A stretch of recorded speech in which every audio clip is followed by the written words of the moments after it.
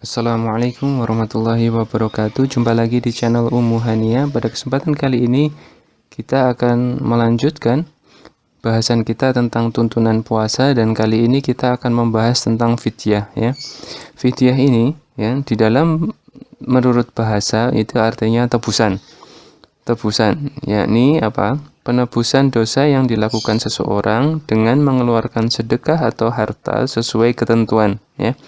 Fidyah ini merupakan salah satu kafarat meninggalkan puasa Ramadan karena uzur syar'i ya. Perhatikan, uzur syar'i. Artinya apa? Artinya ini benar-benar kita sudah berusaha tapi karena kondisi yang berat maka kita diharuskan untuk meninggalkannya. Nah, ini yang kita sebut dengan uzur syar'i. Nah, untuk pembayarannya itu ukurannya berapa? Nah, menurut Imam Malik dan Imam Syafi'i itu adalah sekitar 1 mud gandum ya, kira-kira 6 ons atau 675 gram, atau ya gampangnya 0,75 kg seperti itu, atau lebih lagi yaitu seukuran telapak tangan yang ditengadahkan saat berdoa, seperti itu, kira-kira segitu ya.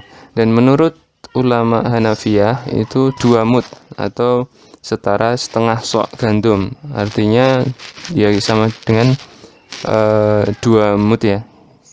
Satu sok itu kan sekitar setara 4 mud atau sekitar 3 kilo, maka setengah sok ini artinya 1,5 kilo ya. Ini kalau kita mau bayar fidyahnya ini dalam bentuk beras ya, bayarannya seperti itu ya. Ini bisa diperhatikan ya.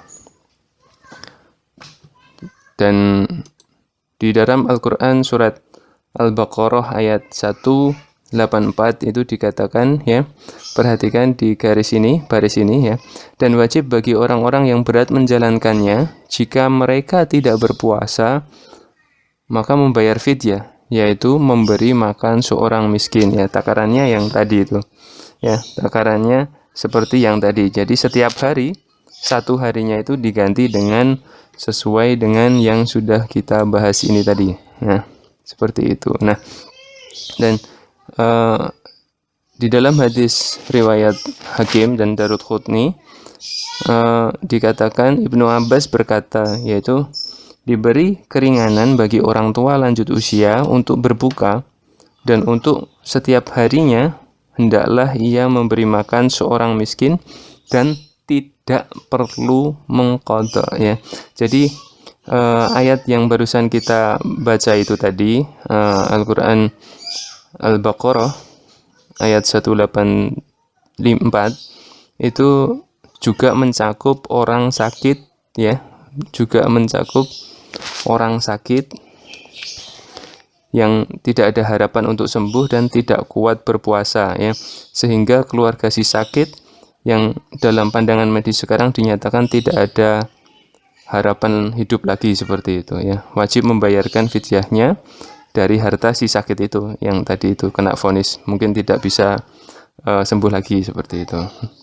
Nah, terhitung semenjak dinyatakan secara resmi sakit yang membawa kematian itu, maka ya itulah waktu di mana dia sebaiknya membayar fidyah, seperti itu. Nah, menurut Syekh Muhammad Abduh, para pekerja yang berat ini ya sepanjang waktu ya, termasuk pula dalam kelompok yang sulit melakukan puasa ya, sulit melakukan puasa, maka mereka, orang-orang yang kerjanya berat sepanjang waktu ini, maka mereka dibolehkan berbuka dan hanya membayar fidyah saja ya. Muhammad Abduh mencontohkan pekerjaan tersebut, misalnya mengeluarkan batu bara dari dalam tambang, seperti itu, dengan cara manual ya, dengan cara manual. Kalau sekarang kan mungkin sudah modern, kalau zaman dulu mungkin masih manual dan sangat berat sekali ya. Termasuk di antaranya itu adalah narapidana yang mendapatkan pekerjaan berat ya dalam masa tahanannya, itu juga bisa membayar fidyah, seperti itu. Nah, dan kalau disimpulkan itu ada 4 golongan ini ya yang boleh berbuka dan membayar fidyah. Kelompok yang memperoleh keringanan berbuka dan hanya wajib membayar fidyah. Nah, Ini kesimpulannya adalah satu, orang yang telah tua renta, lalu kemudian orang sakit tidak ada harapan untuk sembuh, lalu orang yang mempunyai pekerjaan berat dan tidak mempunyai lapangan kerja lain ya, seperti yang dicontohkan tadi. Lalu kemudian narapidana yang dibebani pekerjaan berat. Nah, ada satu khusus kondisi yang juga termasuk yang susah berpuasa, yaitu adalah ibu hamil ya.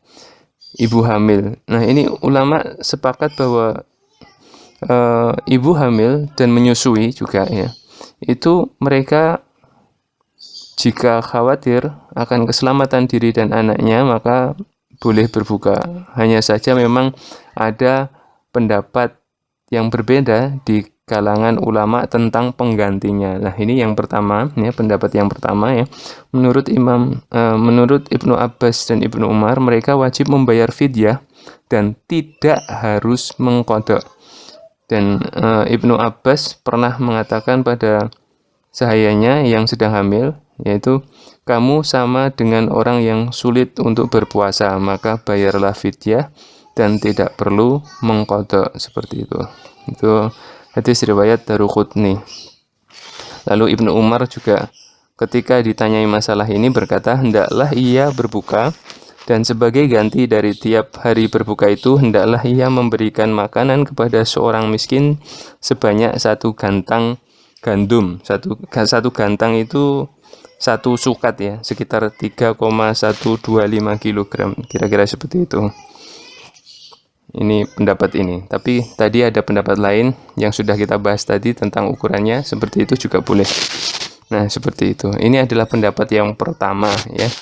Nah, pendapat yang lain adalah sebagai berikut ini ya. Jadi menurut golongan Hanafi, Abu Ubaid dan Abu Thawr, mereka hanya diwajibkan mengqadha saja. Mereka ini adalah yang ibu hamil itu ya. Mereka ibu hamil itu hanya diwajibkan mengqadha saja dan tidak membayar fidyah ya. Jadi ini adalah kebalikan dari pendapatnya Ibnu Umar dan Ibnu Abbas tadi ya, yang ini. Pendapatnya berlawanan sekali.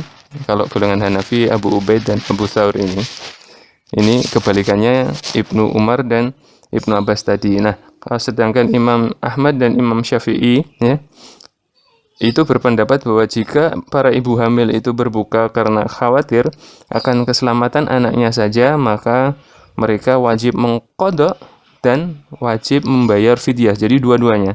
Tetapi jika mereka khawatir terhadap keselamatan diri mereka sendiri atau keselamatan diri dan anaknya ya, mereka hanya wajib mengqadha saja. Nah, pendapatnya seperti itu. Jadi memang ada 3 pendapat ini. Kita bisa mengambil salah satu, seperti itu. Sekian, sampai jumpa di pertemuan berikutnya dengan materi yang berbeda insyaallah.